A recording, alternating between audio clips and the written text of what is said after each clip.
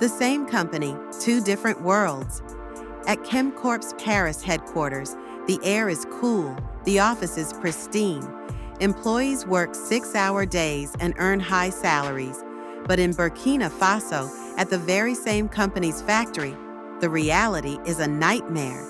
Shifts stretch endlessly.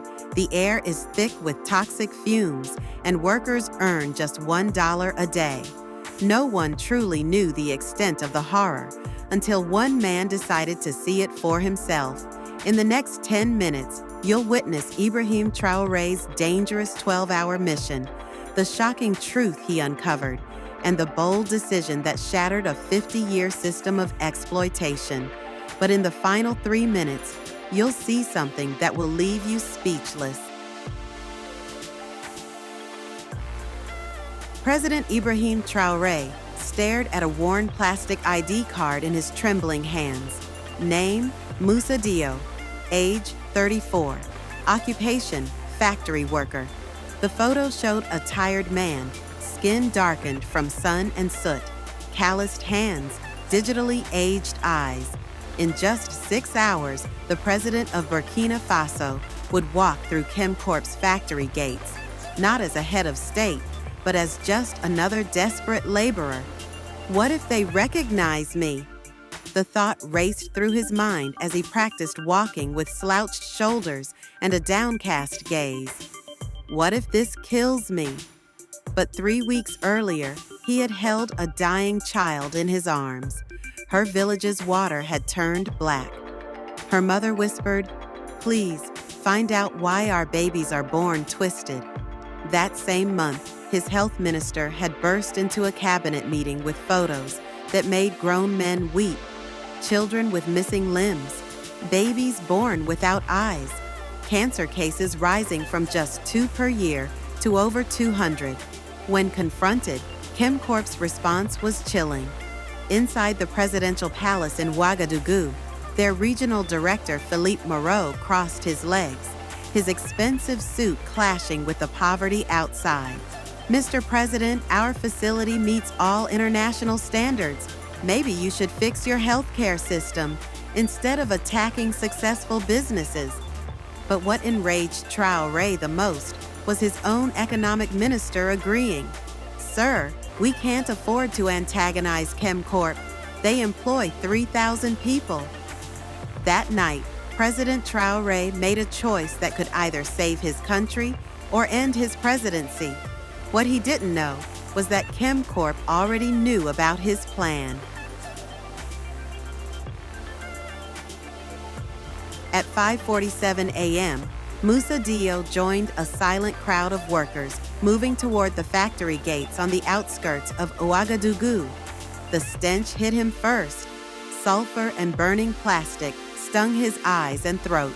Around him, Burkinabe workers coughed endlessly, some spitting blood into dirty rags. His supervisor, Ahmed, handed him a paper-thin mask and flimsy gloves. "This is it?" Traoré asked, remembering the hazmat suits shown in ChemCorp's videos. Ahmed chuckled, then coughed violently. "You must be new, brother. The good gear only comes out when white inspectors visit." As the day went on, Traoré saw horrors no presidential training could prepare him for. Workers handling acids that melted metal. Many had bleeding sores on their hands. But what he saw in Section C would push him to his limits. During a short break, Ahmed whispered, "Brother, you see things different. Your eyes, they're angry. Can I trust you?" When Traoré nodded, Ahmed led him through a locked door marked "Authorized Personnel Only." What the president saw nearly broke him. Dozens of children, some as young as 10, working with lethal chemicals. Their small hands could reach spaces adults couldn't. They earned 50 cents a day. "Where do they come from?" Traoré whispered. "Villages where ChemCorp poisoned the water," Ahmed said. "My nephew Ibrahim is here. They promised his family food and education." He handed the president a crumpled memo from Paris. African operations should maintain cost efficiency, by utilizing local labor flexibility. Environmental protocols may be adjusted to regional standards. Just then, a 12-year-old boy collapsed while handling sulfuric acid. His hands were badly burned. "This happens twice a week," Ahmed said quietly. "Company policy avoids hospitals unless someone dies." Still undercover, Traoré continued collecting evidence. Then he overheard two French supervisors speaking in French, unaware the president understood. "The toxic waste will be dumped in the Volta River tonight. Headquarters wants it done before next month's inspection." "What about the villages downstream?" "Not our problem. The bribes are paid." That was it. His cover could be blown, but Traoré didn't care anymore. Instead of calling for backup, he walked straight to Philippe Moreau's office. Moreau didn't even look up. "What do you want, worker?" "Sir, I have information about tonight's illegal waste dump." Moreau went pale. "What do you know?" "Everything, and you're about to make the biggest mistake of your life." Traoré slowly took off his worker's cap and glasses. Moreau's jaw dropped. His coffee cup shattered on the floor. "Impossible," he whispered. "Very possible," Traoré replied.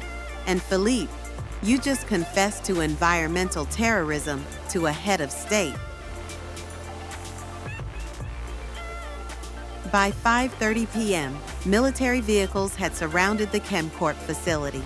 But it was what happened next that would spark a revolution. Standing in the factory, still wearing his worker's uniform, Traoré grabbed the intercom. "My name is not Moussa Diop. I am Ibrahim Traoré, president of Burkina Faso." Gasps filled the factory.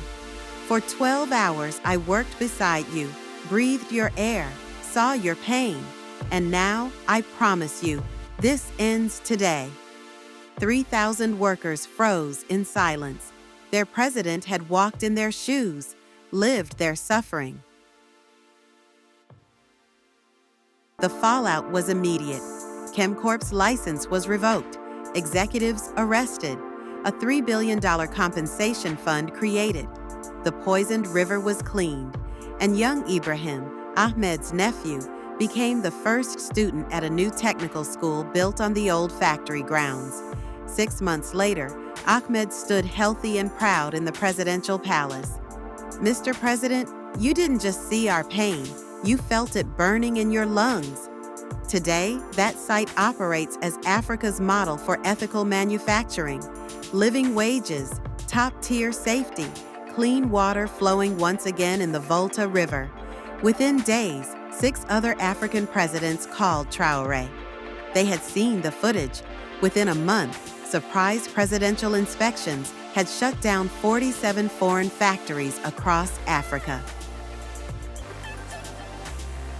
The 12-hour mission that began with a fake ID became Africa's industrial revolution. The same company, 2 different worlds. Not anymore, because sometimes the only way to change a broken system is to live inside it, even if you're the president.